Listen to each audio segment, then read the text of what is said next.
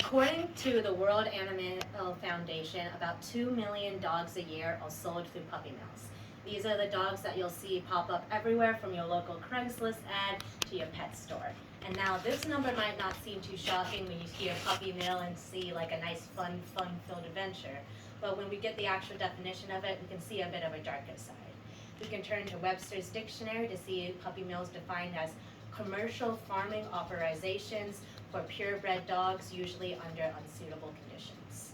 These are basically commercial farms where they are made to breed dogs, as many as possible, for profit that will pop up in your pet stores and everything. And now, I'm sure personally that we all want dogs that are healthy, strong, and healthy, both mentally and physically, for as long as their life as we can. And puppy mills are something that actively get in the way for this.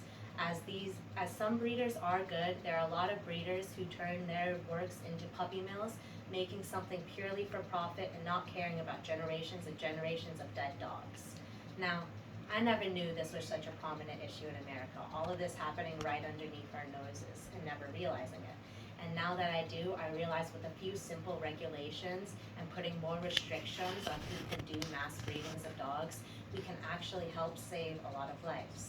So through this, we will go over one, what life might look like for a puppy in the mill, including what it would look like being one of the breeding female dogs and being one of the puppies, how a mill life might affect a dog further on outside of their life, and what you can do as a regular person to help stop puppy mills in America entirely.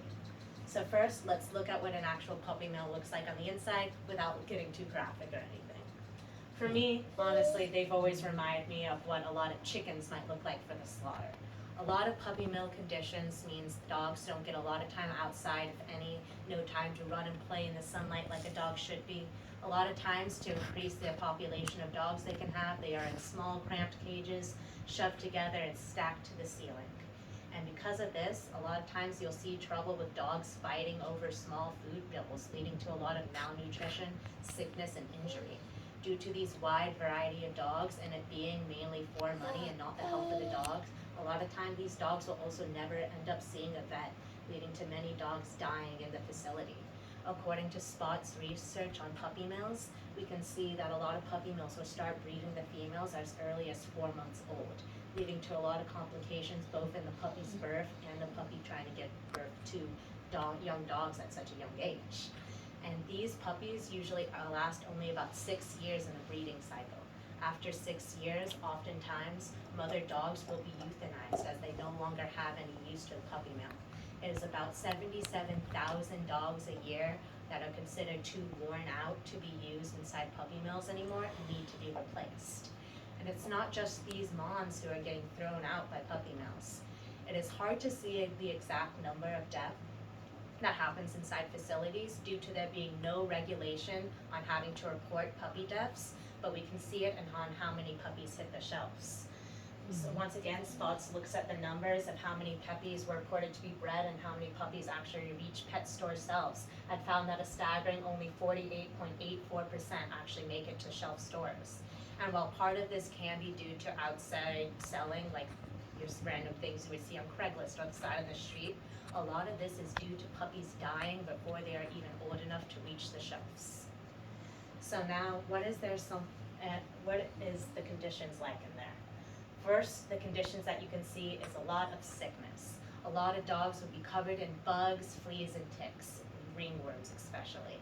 Since all these puppies are put in such cramped areas, diseases spread rapidly, and one dog being sick can lead to the entire kennel dying of kennel cough in a year.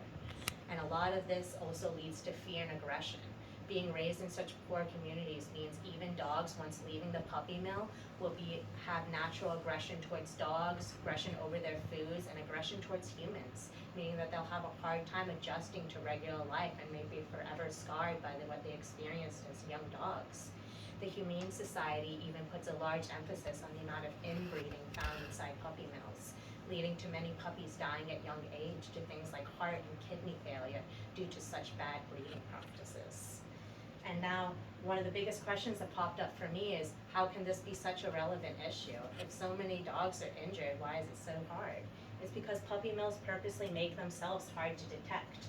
For one, we know there's only about 10,000 claimed mills in America. Only about 3,000 of those are USDA regulated. So meaning, and those are the 3,000 who have over 4 breeding dogs reported. That actually means they have to have someone regulate any of the breeding they do. The problem with this is the Humane Society states again, is that a lot of these regulations are never actually fulfilled.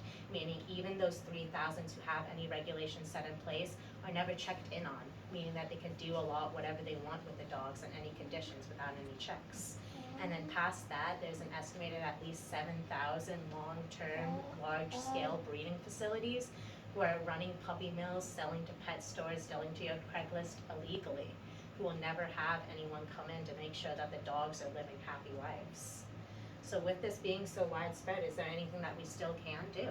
Luckily, there's a lot you can do even just personally.